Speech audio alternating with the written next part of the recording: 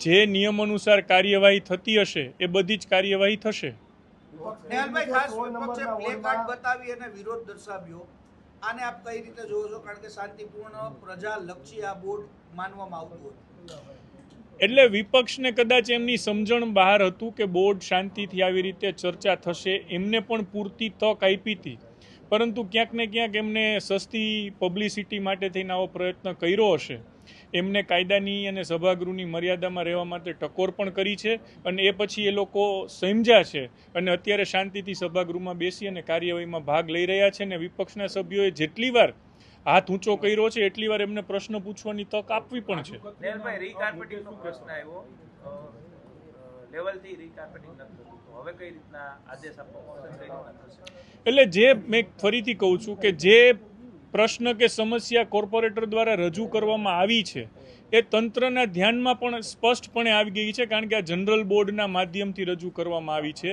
કોર્પોરેશનનું સૌથી સશક્ત સત્તા ધરાવતું બોર્ડ એ જનરલ બોર્ડ છે અને આના માધ્યમથી આવેલી દરેક રજૂઆતો એને તંત્ર ગંભીરતાથી જ લેશે।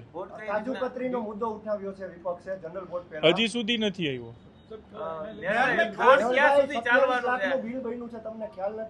બધો ખ્યાલ છે, પરંતુ અત્યારે જનરલ બોર્ડની ચર્ચા છે અને જનરલ બોર્ડમાં હજી સુધી પ્રશ્ન નથી આવ્યો। નેહલભાઈ, જનરલ બોર્ડ ક્યાં સુધી ચાલવાનું છે અને કેટલા પ્રશ્નો આજે આ બોર્ડની અંદર લેવામાં આવશે? કેમ કે સામાન્ય રીતે 12 વાગે પૂરું થઈ જતું, આજે 2:30 વાગ્યા સુધી તો ચાલ્યું છે, હજી ક્યાં સુધી ચાલશે? અત્યારે 3 વાગ્યા છે, 3 થી 3:30નો લંચ બ્રેક ડિક્લેર કર્યો છે અને કુલ 20 કોર્પોરેટર દ્વારા પ્રશ્ન પૂછવામાં આવ્યા હતા અને એક કોર્પોરેટર દ્વારા 2 થી 3 પ્રશ્ન પૂછવામાં આવ્યા હોય તો અત્યારે 12 પ્રશ્ન પૈતા છે।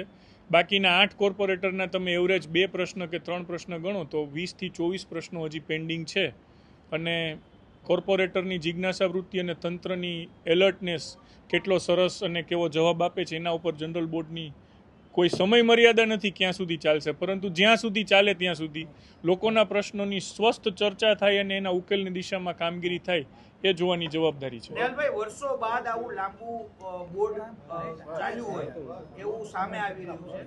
કેટલા વર્ષ બાદ આ બોર્ડ આવું લાંબુ ચાલ્યું છે ને પ્રજાલક્ષી વાત કરવામાં આવી છે, સાથે અધિકારીઓની જે મિસઅન્ડરસ્ટેન્ડિંગ છે અથવા તો એમની જે વૃત્તિ છે તેની સામે કોર્પોરેટરો ખુલીને આજે બોલ્યા છે। અમારી પાર્ટી અને ગુજરાત સરકાર દ્વારા લોકોના હિત માટે જનરલ બોર્ડ કેવી રીતે ચલાવવું એની જે એમની સાથે ચર્ચા થઈ છે ને એમના માર્ગદર્શન મુજબ જનરલ બોર્ડ ચલાવી રહ્યા છીએ અને આપ જોઈ રહ્યા છો કે લોકોના હિત માટેની જે કંઈ જરૂરી સ્ટેપ છે અમે લઈ રહ્યા છીએ।